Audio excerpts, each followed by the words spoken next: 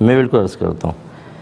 یہ کویسچن کیا تھا کہ اگر کوئی کسی سے کوئی چیز مانگتا ہے، اس شخص کے پاس موجود ہے لیکن پھر بھی جھوٹ بول دیتا ہے میرے پاس نہیں ہے، تو کیا حکم شرع ہوگا؟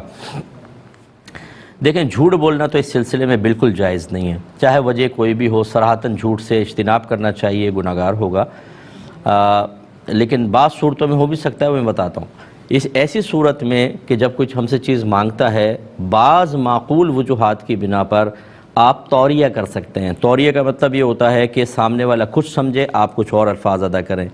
ٹھیک ہے نا؟ تو اس طرح کے ذو معنی بات جس کو کہتے ہیں کہ صراحتاً جھوٹ بھی نہ ہو اور سامنے والا جو ہے وہ سمجھے اس کے پاس چیز نہیں ہے۔ وہ معقول وجہ کیا ہو سکتی ہے کہ مثال کے طور پہ اس کو مانگنے کی عادت ہے، ہر ایک سے مانگتا رہتا ہے، یا پھر یہ کہ لے جاتا ہے چیزیں ادھار مانگ کر اور پھر واپس نہیں کرتا ہے، تنگ کرتا ہے، اور بہت ساری، یا ایسا شخص ہے کہ جو فاسق و فاجر ہے، اس کو دیں گے تو آپ کی چیز کا مس